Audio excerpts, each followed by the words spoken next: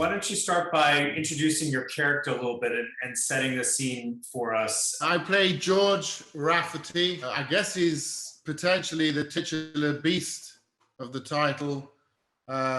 He is the patriarch of a family that Cush's character manages to inveigle her way in, who she suspects somebody in this household is responsible for killing her son. He's a hit and run driver, so he hit the boy and left him on the side of the road. And the story starts out with her.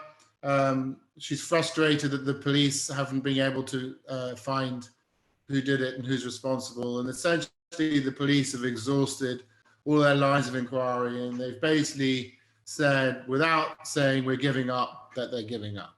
And she decides to take the matter into her own hands, and she's going to exact her own justice, her own form of justice, and she's going to find out who did it, and then she's going to kill him. So what goes into your preparation for a role like this? How do you approach getting into a character like this? You want to keep the audience guessing.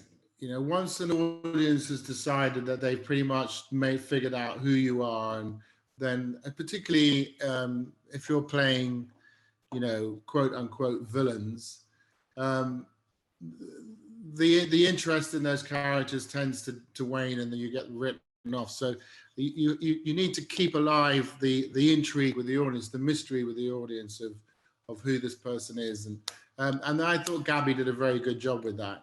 I mean, you know, immediately the person he's a despicable person, and you want to hate him. And of course, you think that she's probably found the right person after doing some digging, but then you know, you're not quite sure. He doesn't seem to have any guilt about it, so you're not sure that if it's him or there's somebody else in the family. He seems to be more guilt-ridden. So. You know, people say that you have to love characters that you play. If the audience is interested in a character, then they'll stay with that character. You know, nobody liked Hannibal Lecter. You wouldn't invite Hannibal Lecter to come for dinner, you know, but you were fascinated by him, and that's much more important than liking a character. Liking is just so vanilla. So in filming this, what did you find to be the most challenging scene for you, or the scene that presented the most opportunity as an actor? I mean, the scene on the boat was always going to be extremely juicy. There was a really big scene with Lena after that went through lots of rewrites. That was difficult because there was a lot of juggling going on at that point about where you wanted to be landing in the story. But then actually, I mean, you know, weirdly, like the scenes in the car where I was driving with Francis, with Cush in the car, those scenes can be tough just because, you know, it's not really happening. You're in a car, you're driving, you're being pulled on a low loader. You've got an entire crew 4 feet from your face, shivering in the cold, you know, and you're trying to pretend that you're actually driving a car.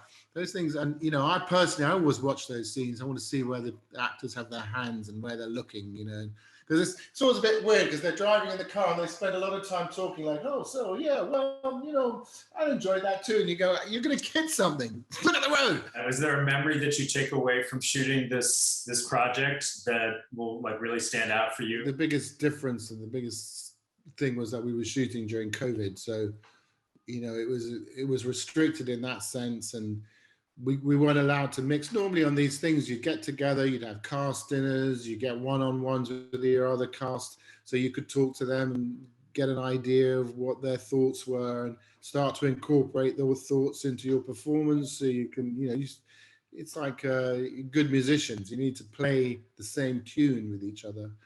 And then you'd hang out with the crew, and you know, you could put fun events on the weekends. None of that could happen.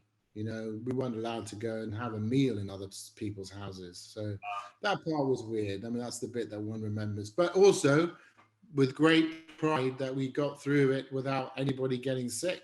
and that was a big achievement. So, and it was important as well that we have successes on that front so that we can demonstrate that the industry can operate under these restrictions.